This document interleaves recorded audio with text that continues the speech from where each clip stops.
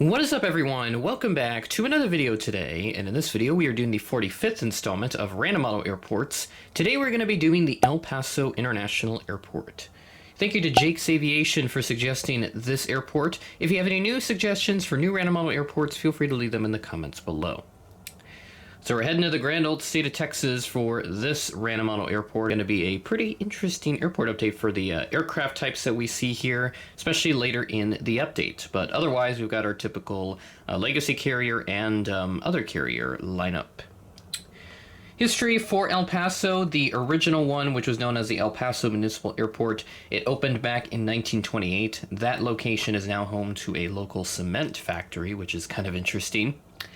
This current airfield opened as the Standard Airport in 1929, and Standard Airlines, yes, that was an airline name, they operated here with mail service, and then they would eventually become a division of American Airlines.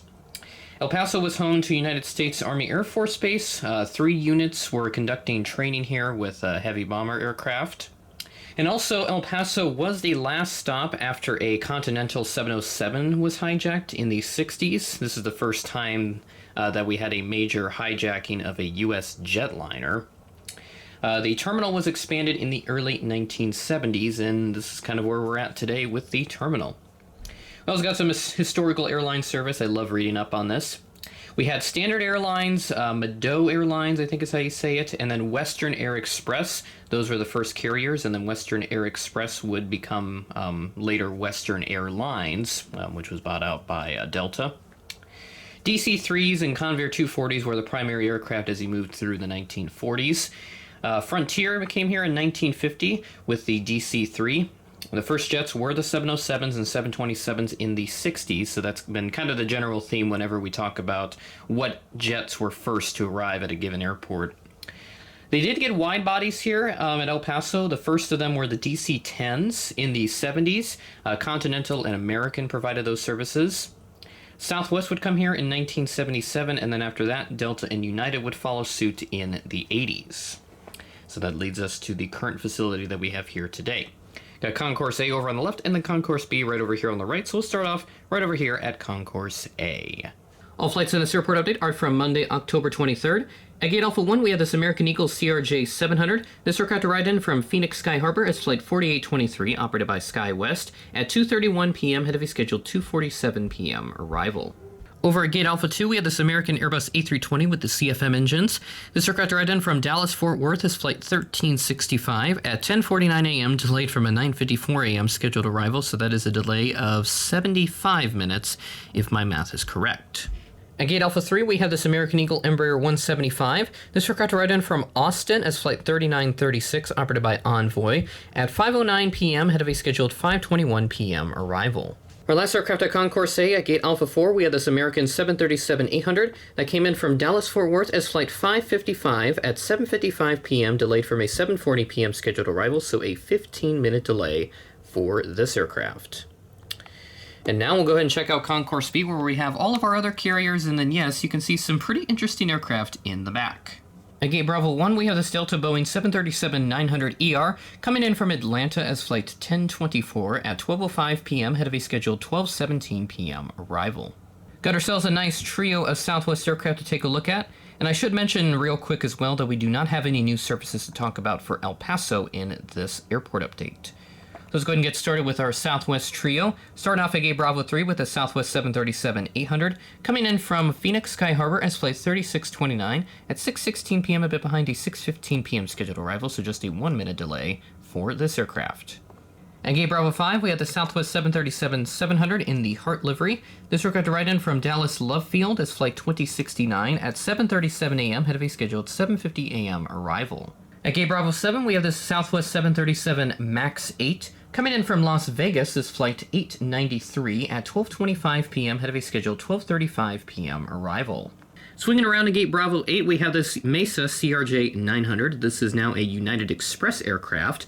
This aircraft arrived in from Houston George Bush Intercontinental as Flight 6066 at 10:34 a.m., head of a scheduled 10:51 a.m. arrival. And unfortunately, I don't think we're going to get to see one of these Mesa CRJ 900s painted in United colors.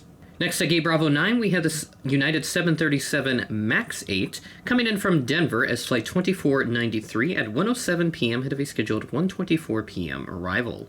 At gate Bravo 10, we have this Allegiant Airbus A319 coming in from Las Vegas as flight number 7, yes, just flight 7 today, at 3:17 p.m. on Sunday, delayed from a 3:14 p.m. scheduled arrival on Sunday. So I had to pull a flight from Sunday, October 22nd, to get an Allegiant flight in this update, since I saw that they do operate here, and unfortunately didn't look like Allegiant had flights to El Paso on Mondays.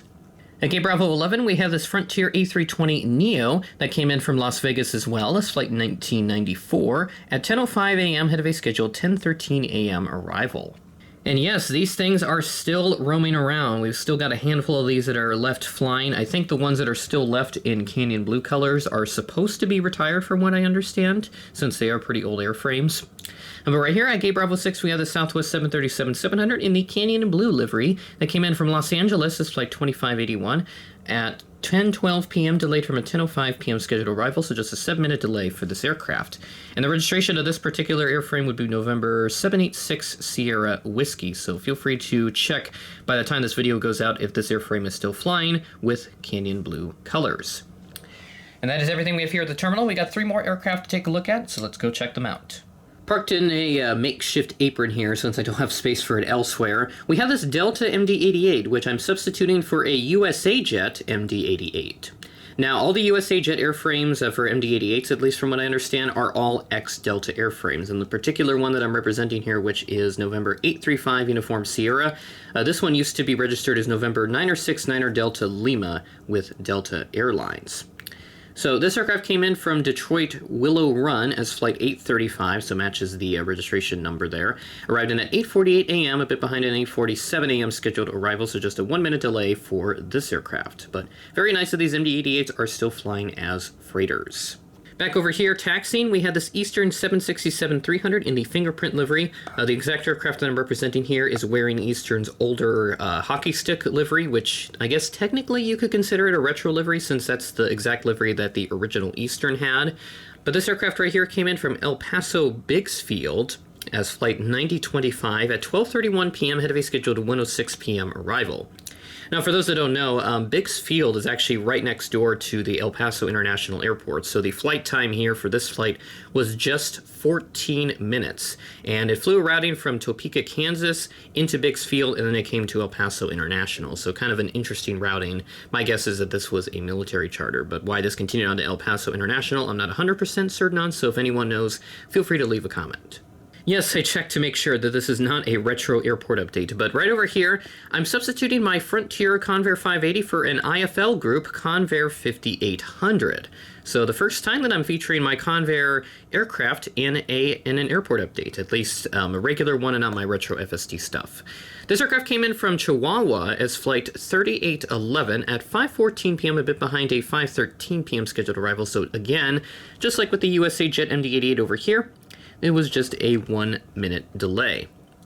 So for those that don't know what the Convair 5800 is, it's basically a stretched version of the Convair 580, and I believe it also has slightly more powerful Allison turboprop engines because the ones that are on the 580 aren't exactly powerful enough to sort of fit the fuselage and power everything with that fuselage. So kind of interesting, but nice to see that IFL Group has a lot of classic freighters in their fleet because they also have this and I believe a 727 still flying around as well, which is really nice, and they may have some other planes too, but I can't think of them off the top of my head right now. But very nice that we had that aircraft and also the MD-88, so good to see that these two are still flying around. And that will do it for El Paso International Airport. Again, thank you to Jake's Aviation for suggesting this airport. If you have any new suggestions for new random model airports, feel free to leave them in the comments below as we'll continue to expand on the series.